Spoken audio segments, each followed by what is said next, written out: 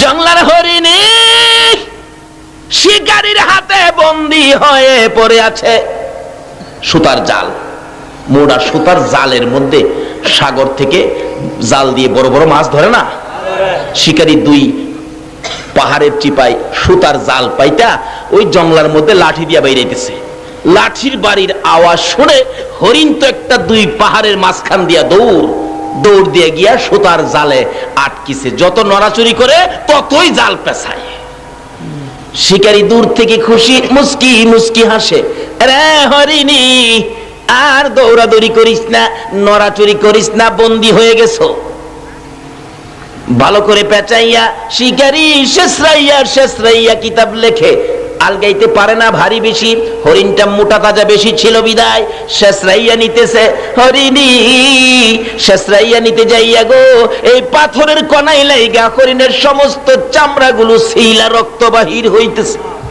হরিণ গাছের গোড়ায় যখন জালটা দিয়ে বেঁধে রাখলো, হরিণ চোখের পানিগুলো ছেড়ে ছেড়ে কাঁদতেছে। একটু পরে দেখা যায় দয়ার নবী মায়ার নবী এই রাস্তা দিয়ে আসতেছে। আল্লাহু আকবার বলো। হরিণ দূর থেকে আমার নবীকে দেখে চোখের পানি ছেড়ে ছেড়ে ডাকতেছে, প্রভু গো আমার জবান খুলে দাও না, তোমার বন্ধু রাহমাতাল লিল আলামিনের কাছে আমার মনের দুঃখগুলি বলি। আল্লাহ বলেন, জংলার হরিণ রে, আমার বন্ধুর সাথে কথা বলার জন্য জবান খুলতে চাইছস, যে নবীর উসিলায় এত কিছু করেছি, এই নবীর সাথে কথা বলবি, যা তোর জবান খুলে দিলাম। যে নবীর পক্ষে গেলে জংলার হরিণের জবান পর্যন্তই আমার আল্লাহ খুলে দেয়। বলুন এই নবীর পক্ষে গেলে আমরা লাভ হবে না লস হবে? কাছাকাছি আসার পরে হরিণ ডাকতেছে, প্রভু গো আপনার বন্ধু আইসা গেছে, জবানটা খুলে দেন না। আল্লাহকে যা জবান খুলে দিলাম। হরিণ ডাকতেছে, প্রভু গো আপনার বন্ধু আইছে, কথা বলি। প্রথম সালাম দিলেন, আসসালাতু আসসালামু আলাইকা ইয়া রাসূলুল্লাহ। নবী কই কি আশ্চর্য, হরিণ সালাম দিতেছে, কি ব্যাপার হরিণ? হুজুর আমি বিপদে পড়ে গেছি, শিকারীর হাতে বন্দী। দেখেন শেষরাইয়া আনতে যাইয়া আমার চামড়া সিলাইছে, রক্ত বাহির হইতেছে। নবী গো এটা তো সাধারণ দুঃখ, এর চেয়ে বড় দুঃখ, মাত্র 2টা বাচ্চা প্রসব করেছি। সকালবেলা ওই পাহাড়ের কিনায় জংলার কিনারে বাচ্চাগুলো রাইখা ঘাস পানি খাইতে আসছিলাম, এখন শিকারীর হাতে বন্দী। আল্লাহর নবী গো আমার বাচ্চা 2টা না খায়া মরে যাবে, হুজুর যদি দয়া করে একটু সুযোগ আমারে দিতেন, আমি জীবনের মতো বাচ্চাগুলো দেখে আসতাম, আর একটু দুধ বাচ্চাদেরকে জীবনের শেষ খাওয়াই আসতাম। আমার নবী তো দয়ার নবী, সকল সৃষ্টির জন্য যিনি করুণা। নবী ডাকতেছে, হরিণী ঠিক আছে যাও, জালের পেট ছোটায়া যে গাছের মধ্যে বান্ধা ছিল এই রশিটা, এই জালের সুতাগুলি নবীজি হাতে নিয়ে দাঁড়াইয়া রয়েছে। হরিণ তো দৌড় মারছে। কিছুক্ষণ পর শিকারী হাজির। আমার হরিণ কোথায়? বাবারে তোমার হরিণ তো ছাইরা দিছি, কিছুক্ষণ পরে হরিণ আসবে। ওই লোক এটা কোন পাগল? শিকারী বলতেছে জাল দিয়া পেঁচাইয়া হরিণ ধরতে পারি না, আর হরিণ ছাইরা দিলে হরিণ আসবে, এটা কোন পাগল কি কয় রে? আচ্ছা আপনাদের ধারণা কি যিনি হরিণ ছাড়ছে ফিরা আবার আইবনি? আসতে কইলেন যে আইতো না। হরিণ দৌড়ে গেছে, যা দেখে বাচ্চাগুলি সারাদিন না খাইয়া থাকতে থাকতে একবারে ছোট বাচ্চা দুর্বল হয়ে পড়ছে। বাচ্চা 2টার সামনে গিয়ে দাঁড়াইছে, চোখের পানিগুলি হরিণীর পড়তেছে। বাচ্চা জিগায়, মা মা এত দেরি করলা যে, তোমার শরীরে রক্ত দেখা যায় কেন? কে মারছে তোমাকে? কোন জায়গায় বিপদে পড়ছো? মা হরিণী কান্দে। ও বাচ্চারা শোনো, প্রশ্নের পর প্রশ্ন করো না, সময় নষ্ট করো না। শিকারীর হাতে বন্দী হয়েছি, দুধ খাবি নি রে, জীবনের শেষ দুধ আমার কাছ থেকে খেয়ে দে, মা বলে ডাক দিবি নি রে, জীবনের শেষবারের মতো মা বলে ডাক দিয়ে দে। বাচ্চা দুটো জিজ্ঞেস করে কারণ কি? রে বাচ্চারা কারণ জিজ্ঞেস না, তোদের মায়াই রে একটু দুধ খাওয়ানোর জন্য রাহমাতাল লিল আলামিনের হাতে রশি লাগাইছি। বাচ্চা 2টাও আমার নবীরে চিনে। বলুন হরিণের বাচ্চাও নবীরে চিনে কিনা? হরিণের বাচ্চা হইয়াও নবী চিনে গো, কিন্তু উম্মত হইয়া নবী চিনি না। একটা হরিণের জন্য নবী করুণা, কিন্তু নবীর পক্ষে গেলে, নবীর পক্ষে না গেলে না। বাচ্চা দুইটা ডাকতেছে, মা এত দেরি করলা যে? বাবারে বিপদে পড়েছি, নবীজির হাতে রশি দিয়া তোমাদেরকে দুধ খাওয়াইতে আইছি। বাচ্চা দুইটা ডাকে, মা গো নবীর সাথে বেয়াদবি কইরা আইছো, আমরারে দুধ খাওয়াইতা? মা না খাইয়া জীবন দিমু, তোমার দুধ খাইতাম না। বাচ্চা হরিণ চিনে, কিন্তু আমরা উম্মতের মধ্যে চিনে না।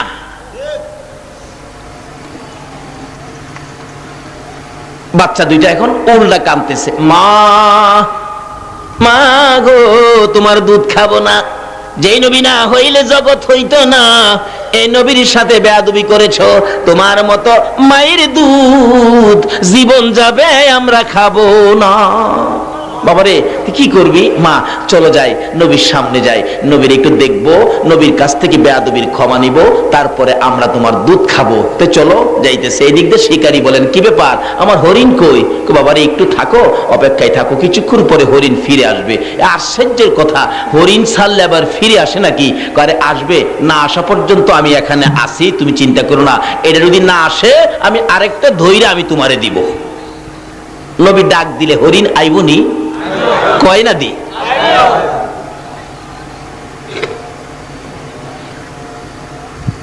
আচ্ছা দেখি, কিছুক্ষণ পর দেখা যায় আগে আগে মা হরিণীটা, পিছনে দুইটা বাচ্চা আসতেছে। রাসূল বলেন, বাবারে চিন্তা করো না, ওই যে তোমার হরিণ আসতেছে। শিকারী তাকায় দেখে হরিণ গিয়েছিল একটা, আসতেছে কয়টা? বাচ্চা দুইটা একটু যখন কাছাকাছি এসে গেছে, আমার নবীর সুন্দর চেহারা যখন দেখা যাইতেছে, বাচ্চাগুলো মার আগে আগে যায়। যেই নবীর বাচ্চারা পর্যন্ত ভালোবাসতো গো, আজকে বুঝের হইয়া নবী চিনলাম না। যেদিন আমার নবী মক্কা থেকে হিজরত করে মদিনায় যায়, মদিনার ইতিহাস খুলুন, এখনো মক্কা মদিনা ইতিহাসের ঘন্টা বাজে। আমার নবী মদিনার সীমানার কাছাকাছি গেলে মদিনার লোকেরা দাঁড়িয়ে আছে, নবীকে ভালোবাসা দিবে। যেই নবীর ভালোবাসায় রে ইয়াসরিব নামের পাথরের দেশ সোনার মদিনা হইয়া যায়। লোকেরা দাঁড়িয়ে আছে, নবীকে ভালোবাসা দিবে, কিন্তু বড়দের আগে বাচ্চাগুলো, ছোট ছোট ছেলে মেয়েগুলো একবারে সকলের সামনে গিয়ে দাঁড়িয়ে আছে, হাতে হাত ধরে। নবীজি কাছাকাছি আসার পর আরবি দিয়ে গান শুরু করে দিয়েছিলেন, তলাআল বাদরু আলাইনা। আমি তাকে বাংলাতে গান বানাইছি। আমার নবী মদিনার সীমানায় গেলে রাসূল বলেন, ছোট্ট ছোট্ট ছেলে মেয়েরা সবার আগে আমাকে ভালোবাসা দিতে যাইয়া, বাচ্চাগুলো নবীকে ঘেরাও করে দাঁড়াইয়া সবাই ডাকতেছে, আরে মা আমিনার কোলে দেখো চাঁদ উঠেছে। বলুন, মা আমিনার কোলে দেখো চাঁদ উঠেছে, যাহারি প্রেমেতে জাহান পয়দা হয়েছে। হায়রে যাহারি প্রেমেতে জাহান পয়দা হয়েছে। আমার নবী বলেন, আরে কচি কচি বাচ্চা ছেলে মেয়েরা, সত্যি কি তোমরা আমাকে ভালোবাসবি? বাচ্চারা বলেন, ইয়া রাসূলুল্লাহ, আমরা কসম খাইলাম গো, জীবনের বিনিময়ে আপনাকে ভালোবাসবো। রাসূল বলেন, প্রভু গো, বাচ্চারা বলে জীবনের বিনিময়ে আমাকে ভালোবাসবে, আমিও কথা দিলাম এই দেশের মানুষকে ভালোবাসবো। আমার আল্লাহ বলেন, বন্ধু তোমার ভালোবাসার কারণে ইয়াসরিব নামের পাথরের দেশ আমি আল্লাহ সোনার মদিনা বানাইয়া দিলাম। যে নবীর ভালোবাসায়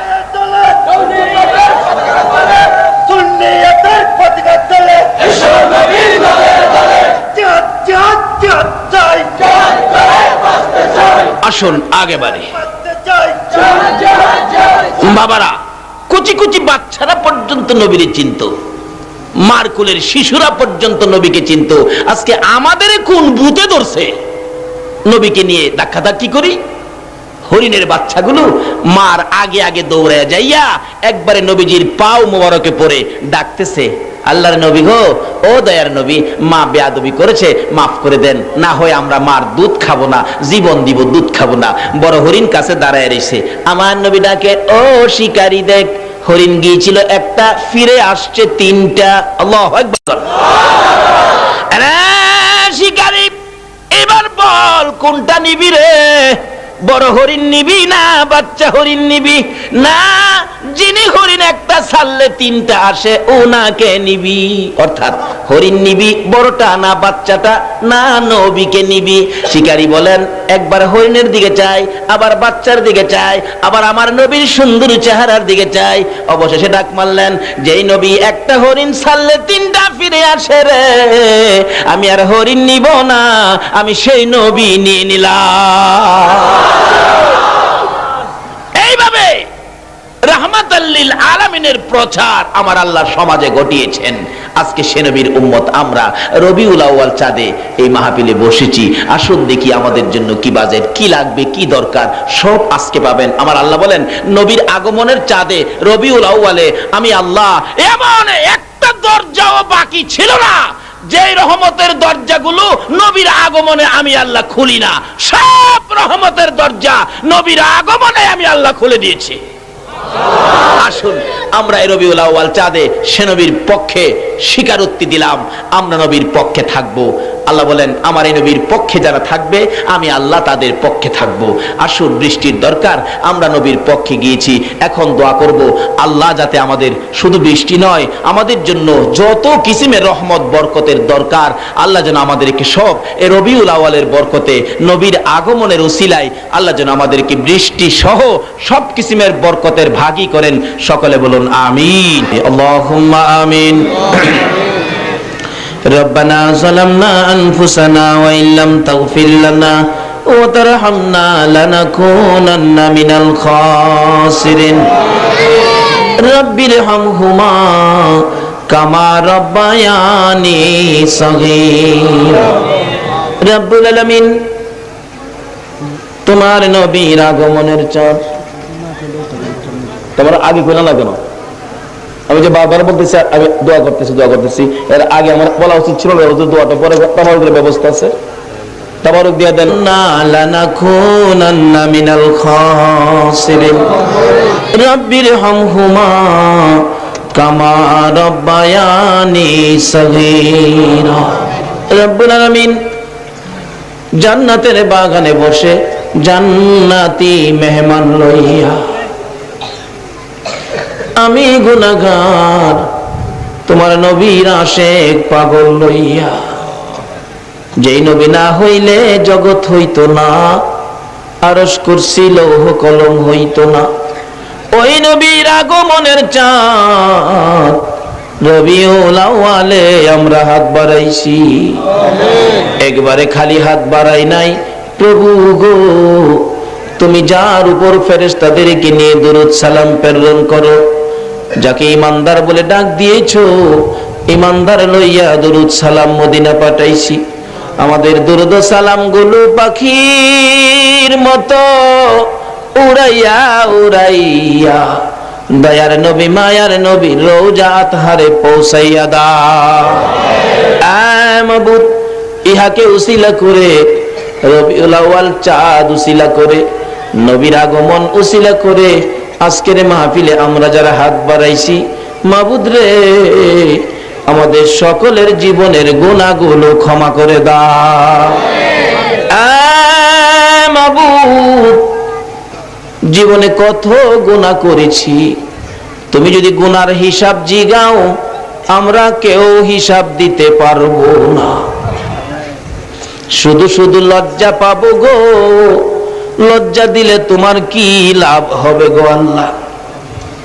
কার জীবনে কত গুনাহ হিসাব জিগাইও না, কে নেককার কে গুনাহগার কাউরে কিছু কইও না, কে মেয়ে কে পুরুষ, আজকের জন্য কে নামাজি কে বেনামাজি কাউরে কিছু জিগাইও না। এই মাহফিলের খাতিরে নবীর আগমনের উসিলায় আমাদের তামাম জিন্দেগীর গুনাহগুলো ক্ষমা করে দাও। মাবুদ, ক্ষমা চাইলাম জীবনের গুনাহ, ক্ষমা করছো নিগো আল্লাহ। ডাকবেন না আল্লাহ, ইয়া আল্লাহ, জীবনের গুনাহ ক্ষমা করছো নি। মাবুদ রে, ক্ষমা যদি না করো কবে জানি মৌতের চিঠি দিয়া আজরাইল পাঠাইয়া দাও, কবে জানি বড় বাড়ি বড় ঘর সুন্দর বিছানার থেকে চারজনে দৌড়ে দৌড়ে টাইনা টাইনা বাহির করবে, উঠানের কিনারে পর্দা টানাবে। ও মাহবুব, বড়ি পাতার গরম পানি করবে, নাকে কানে তুলা লাগাবে রে, উত্তর দিকে মাথা দিয়ে শুয়াবে, জীবনের শেষ গোসল করাইয়া সাদা কাফন পরাইয়া উঠানের মাঝখানে রেখে দিবে। আদুরের সন্তানেরা ঘরের বারিন্দায় দাঁড়ায়া দাঁড়ায়া ডাকবে, বাবা সাদা কাফন পরে কই যাইবা গো। আদুরের স্ত্রী ঘরের ভিতর যাইয়া বিছানাটার পাশে দাঁড়াইয়া ডাকবে, স্বামী গো এই বিছানা খালি করে কই রওনা হয়েছ? মাবুদ, ওই দিন আসার আগে মাহফিলে বসে জীবনের গুনাহ ক্ষমা চাইলাম, তোমার নবীর আগমনের উসিলায় তামাম জিন্দেগীর গুনাহগুলো ক্ষমা করে দাও। মাবুদ, জীবনের গুনাহ ক্ষমার আসার দরখাস্তের পর আর একটা দরখাস্ত করি, তুমি কিন্তু রাগ হইও না। এতগুলো মানুষ রাত্র 2টা পর্যন্ত বসে আছে, আমি জানি না রে কার মনে কি ব্যথা, আমি জানি না কার মনে কি দুঃখ, আমি জানি না রে কার মনে কি আগুন। মাবুদ, একটু সময় দিয়ে যদি কাছাকাছি যাইয়া জিজ্ঞেস করতাম, সকলেই একটা না একটা দুঃখ বলতো। হয়তো কেউ কেউ বলতো, হুজুর আমার মা নাই গো, কেউ কেউ বলতো হুজুর আমার বাবা নাই, আবার কেউ কেউ বলতো হুজুর গো আমার মাও নাই বাবাও নাই। মাবুদ, মায়ের অভাবী বাবার অভাবী হইয়া যারা হাত বাড়াইছে রে আল্লাহ, এই মুহূর্তে ওই সকল মা বাবার কবর জান্নাতের বাগান বানাইয়া দাও। মাবুদ, মা বাবা যারা দুনিয়াতে আছে হায়াত বাড়াইয়া দাও। মা বাবা কেমন জিনিস বুঝার তৌফিক ছেলে মেয়েদেরকে দান করে দাও। ইয়া আল্লাহ, দাদা দাদি নানা নানি শ্বশুর শাশুড়ি আলিয়া আওলাদ বংশধর মই মুরব্বী পাড়া প্রতিবেশী খানদানবাসী মহব্বতী, খাস করে এলাকার জমিনের নিচে যত মোমেন মোমেনাত ঘুমিয়ে আছে সকলের কবর জান্নাতের বাগান বানাইয়া দাও। মাবুদ, আজকের মাহফিলে নবীর আগমনের চাঁদে পবিত্র ঈদে মিলাদুন নবীতে যারা বসে আছে গো, এত রাত পর্যন্ত যারা কষ্ট করেছে গো আল্লাহ, সকলকে তুমি আফত বিপদ আযাব গজব অ্যাক্সিডেন্ট বালা মুসিবত শয়তানের শয়তানি দুশমনের দুশমনি হইতে বাঁচাইয়া রহমত বরকত শান্তি দ্বারা ভরপুর করে দাও গো আল্লাহ। মাবুদ, আমাদের মধ্যে যারা অভাবী অভাব দূর করে দাও, আমাদের মধ্যে যারা বিমারি বিমার শেফা করে দাও। হসপিটালে যাইতে হবে এমন রোগ কাউকে দিও